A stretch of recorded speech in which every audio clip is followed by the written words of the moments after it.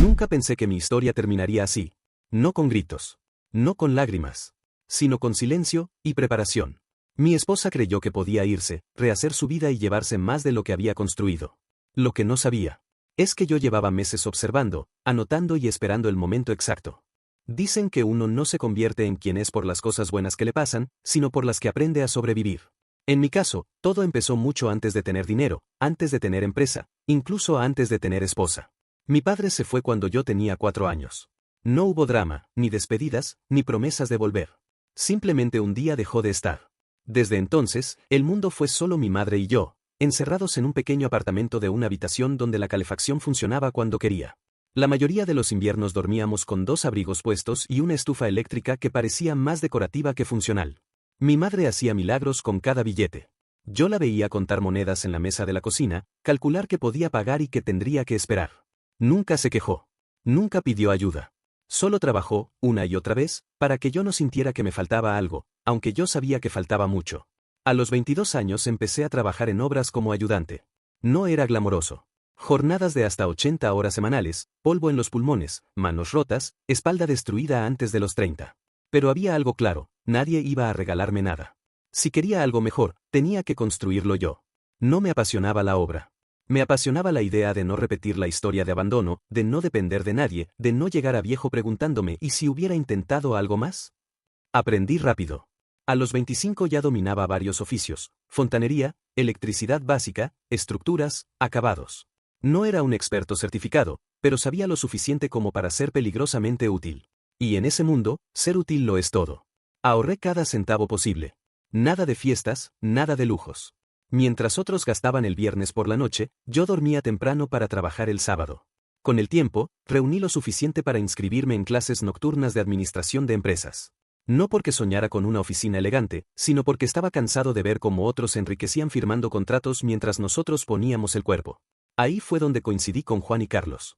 Ellos estaban en una situación parecida, sabían trabajar con las manos, pero estaban hartos de que su esfuerzo siempre beneficiara a alguien más. No veníamos de familias con dinero. No teníamos respaldo. Solo disciplina y una idea. A los 27 años juntamos nuestros ahorros. $17,000 cada uno. Hoy no parece mucho, pero en ese momento se sentía como apostar la vida entera en una sola jugada. Así nació nuestra empresa de reformas. Nuestra oficina era mi cochera. 3 mesas plegables, una cafetera que se dañaba cada tercer día y una computadora vieja que hacía más ruido que trabajo. Comíamos comida congelada, trabajábamos jornadas interminables y nos movíamos como si nos fuera la vida en ello, porque en verdad así era. Aceptábamos cualquier encargo: arreglar grifos, tapar agujeros, levantar terrazas, pintar paredes. No había trabajos pequeños, solo facturas que pagar. No teníamos red de apoyo ni familiares ricos que nos rescataran si fallábamos. Éramos 3 tipos con manos ásperas y muchos sueños. 8 meses después llegó nuestro primer gran impulso. Un trabajo mal pagado para renovar una cocina. El cliente era un abogado llamado Joel. Directo, inteligente, relajado. No el típico cliente que mira por encima del hombro. Le gustó nuestro trabajo. Tanto, que nos dijo algo que cambiaría todo. Lo que hacen está bien, pero sus contratos son un desastre. Una sola demanda y desaparecen. Le propuse reformar su baño a cambio de asesoría legal. Rechazó la remodelación, pero aceptó ayudarnos con los documentos por una tarifa razonable. Ese fue el inicio de una amistad sólida, y del marco legal que más adelante nos salvaría. En el segundo año, Joel nos ayudó a constituir formalmente la empresa, a redactar contratos reales, a incluir cláusulas de responsabilidad civil. Gracias a una recomendación suya firmamos con una empresa inmobiliaria mediana que buscaba contratistas confiables. Ahí todo empezó a despegar. 5 años después, la empresa era otra historia. 32 empleados. 3 supervisores de obra. Una oficina real en el centro. Ganancias anuales de 7 cifras. Pero mi historia con Clara, mi esposa, comenzó mucho antes de todo eso. La conocí hace 7 años en un evento benéfico, cuando mi negocio apenas sobrevivía. Ella trabajaba en relaciones públicas para una startup tecnológica.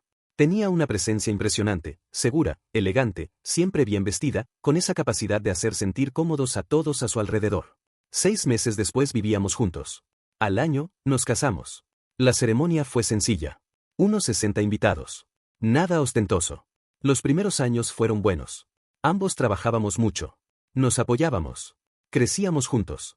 Compramos una casa a mi nombre antes del matrimonio. Viajábamos cuando podíamos. Teníamos amigos, planes, proyectos. Sentía que por primera vez estaba construyendo algo genuino, no solo una empresa, sino una vida. Pero el éxito no siempre suma. A veces expone.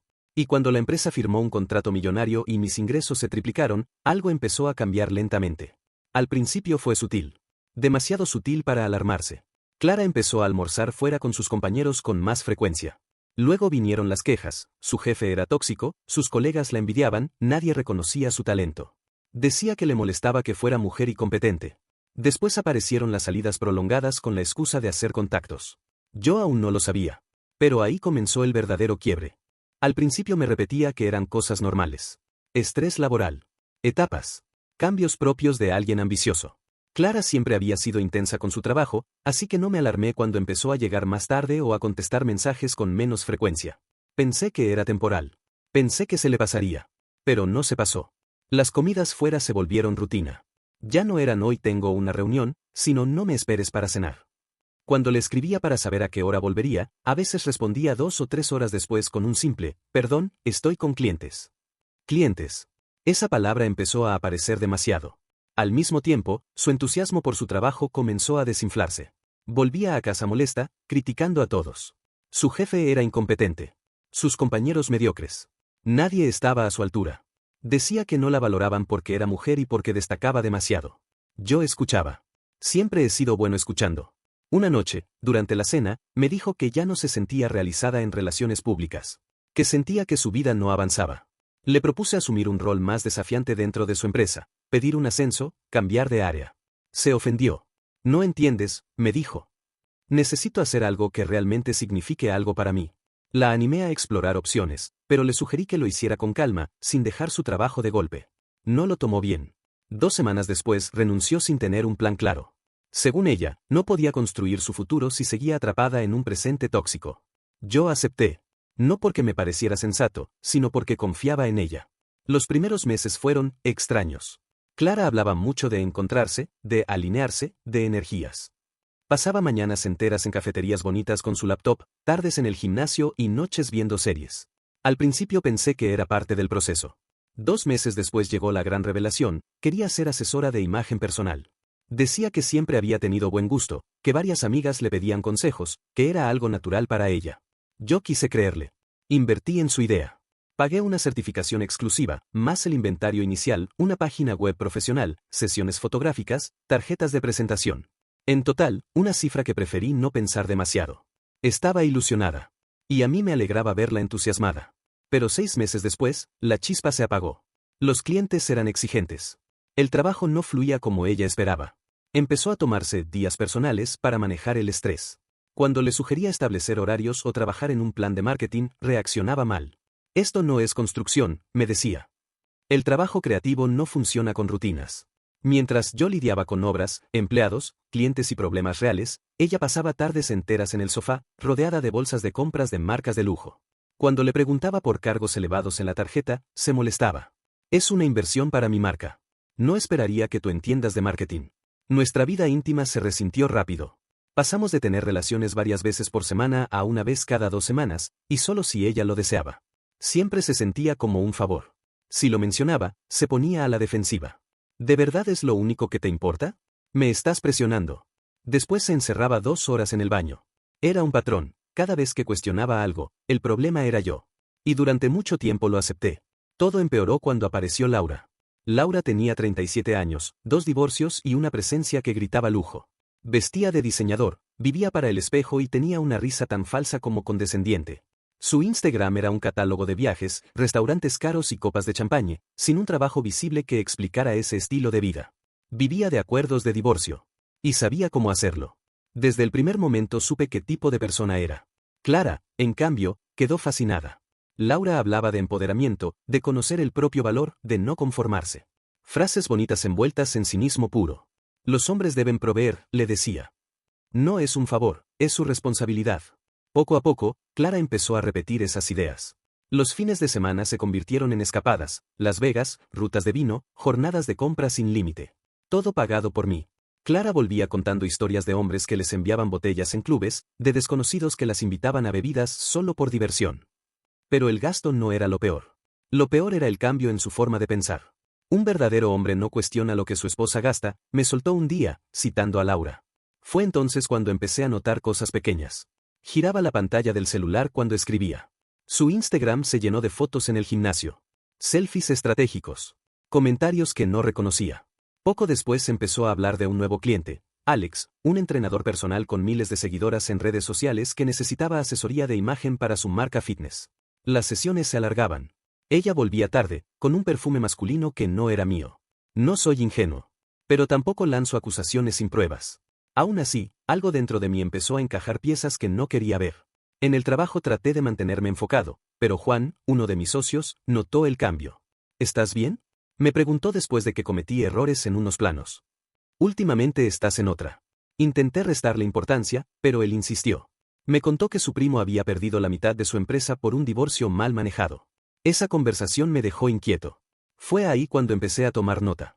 Fechas. Gastos. Comportamientos. No por paranoia. Por intuición.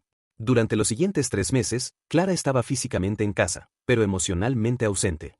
Vivía pegada al teléfono. Tomaba decisiones sin consultarme. No teníamos intimidad. Siempre había una excusa. Una noche intenté acercarme y se rió. Ni lo sueñes. Tengo una reunión temprano. Luego se quedó despierta hasta la madrugada viendo series. Comenzó a criticar mi ropa, mis amistades, mis decisiones. Deberías dejar que yo te asesore, me decía. Esos jeans ya no van. Mientras tanto, gastaba miles en su negocio. Una tarde, revisando presupuestos, me dijo: si tuvieras más visión empresarial, contratarías a alguien que hiciera esto por ti. Alex dice que las personas exitosas delegan. Alex otra vez. Ahí supe que no era imaginación. Hubo 2 momentos que terminaron de abrirme los ojos. El primero fue un jueves. Llegué temprano de una obra. Eran las 2 de la tarde. Al entrar a casa encontré a Clara y a Laura sentadas en la cocina, con copas de agua con gas, hablando en voz baja. Solo asegúrate de tener tu salida bien organizada, decía Laura. Primero pon en orden tus finanzas. Mi segundo esposo intentó esconder bienes, pero mi abogada encontró todo. Al verme, se quedaron en silencio. Clara forzó una sonrisa. ¡Qué sorpresa verte tan temprano! Pregunté qué estaban planeando. Laura respondió que ayudaban a una amiga a salir de un matrimonio tóxico. No les creí ni por un segundo. Esa misma noche llamé a Joel. Le conté todo. No dudó. Ella planea irse y quedarse con lo máximo posible. Tenemos que adelantarnos. Todo legal. A la mañana siguiente nos reunimos en su oficina. Diseñamos un plan: documentar abandono emocional, financiero y físico. Proteger bienes adquiridos antes del matrimonio. Recopilar evidencias sin violar la ley. Durante semanas seguí cada instrucción. Registré el valor de la empresa. Pedí informes contables. Documenté ausencias, gastos, rechazos. Instalé cámaras en áreas comunes, permitidas por la ley. Guardé todo en una nube segura. El segundo momento fue cuando su celular vibró mientras se duchaba. En la pantalla apareció una vista previa de un mensaje de Alex. No puedo esperar a la próxima semana cuando ya no tengamos que escondernos. Tomé una captura. No dije nada. Porque entendí algo clave: tenía que ser ella quien diera el primer paso. Y estaba dispuesto a esperar. No porque me doliera menos, sino porque ya no actuaba desde la herida. Algo dentro de mí se había apagado semanas antes. Cuando dejas de justificar, cuando dejas de discutir, cuando dejas de intentar convencer a alguien de que te respete, lo que queda es claridad. Durante esos días viví en piloto automático. Iba a trabajar, cumplía con mis responsabilidades, hablaba lo justo. Clara notó el cambio, pero no como yo esperaba. No preguntó qué me pasaba. No intentó acercarse. Simplemente aprovechó el silencio como permiso. Salía más. Llegaba más tarde. Pasaba horas encerrada en el baño con el teléfono. A veces ni siquiera disimulaba. Yo, en cambio, hacía exactamente lo contrario. Ordenaba, documentaba, archivaba. No con rabia. Con precisión. Joel me había sido claro. No te adelantes. No confrontes. Deja que ella se mueva sola. Así que esperé. El lunes siguiente comenzó como cualquier otro. Me levanté temprano, fui a la obra, resolví un problema con un proveedor, almorcé algo rápido en el auto. Por la tarde compré un par de buenos cortes de carne. Nada especial, solo una cena tranquila en casa. Quería observarla sin tensión. Cuando regresé, ella aún no estaba. Según sus historias de Instagram, había pasado horas bebiendo en una terraza elegante con Laura. Yo encendí la parrilla. El olor de la carne llenó el patio. Por primera vez en semanas, me sentí en calma. Entró a casa sin mirarme demasiado, con el teléfono en la mano. No me saludó. Se sentó, revisó mensajes, suspiró. Esta noche me mudo, dijo finalmente. Necesito espacio. No fue una conversación. Fue una notificación. La miré. No sentí rabia. No sentí sorpresa. Sentí alivio. ¿A dónde? Pregunté. Rodó los ojos. Alex me va a ayudar con un sitio donde quedarme. Tiene un cuarto libre. El mismo Alex. El mismo cliente. El mismo mensaje que ya había leído. Volví a la parrilla. Los filetes empezaban a quemarse. Si eso es lo que quieres, respondí, está bien. Esperaba lágrimas. Gritos. Preguntas. Algo. Pero mi serenidad la descolocó. No me busques, añadió. Necesito aclarar mi vida por mi cuenta. Es tu decisión, dije, sin levantar la voz. Empacó una maleta con rapidez. Tomó las llaves del vehículo que estaba a nombre de mi empresa y se fue sin mirar atrás. 7 años terminados así. Sin drama. Sin cierre emocional. Cené solo. En silencio. Luego hice exactamente lo que había planeado. Llamé a Daniel. Se fue, le dije. Es ahora. Perfecto, respondió. Documenta todo mientras esté fresco. Grabé un video detallando lo ocurrido. Guardé las grabaciones de las cámaras donde se la veía empacando y saliendo por voluntad propia. Dejé constancia de que me pidió no volver a contactarla. Durante los días siguientes, ella no volvió. No preguntó por nada. No se llevó más cosas. No reclamó. Estaba demasiado ocupada viviendo su nueva vida. 3 semanas después, llegó el mensaje de su abogada. Solicitaba manutención, compensación económica y participación en la empresa. Joel sonrió cuando lo leyó. Ahora empieza lo interesante. Presentamos toda la documentación. Pruebas de abandono. Pruebas de infidelidad. Pruebas de gastos injustificados. Informes que demostraban que la empresa había sido creada y consolidada antes del matrimonio. Bienes protegidos. Todo limpio. El proceso no fue rápido, pero fue claro. Ella esperaba una negociación emocional. Se encontró con un expediente. Durante la mediación, Clara no me miraba. Laura no estaba. Alex tampoco. De pronto, ya no había discursos de empoderamiento ni frases sobre conocer tu valor. Solo silencios incómodos y respuestas cortas. El acuerdo final fue simple. Ella se iba con sus pertenencias personales. Sin participación en la empresa. Sin compensación adicional. Sin pensión. Firmó sin decir una palabra. Cuando salí del edificio, respiré profundo. No sentí victoria. Sentí cierre. Meses después, la empresa seguía creciendo. Reorganicé mi vida. Vendí la casa. Cambié rutinas. Volví a entrenar. Volví a dormir bien. Volví a ser yo. Un día, Juan me preguntó si la extrañaba. Pensé un momento antes de responder. Extraño la versión que creí que era, le dije. No a la que fue. Hoy cuento esta historia no por resentimiento, sino por claridad. Porque a veces el amor no se rompe de golpe. Se desgasta. Se negocia. Se manipula.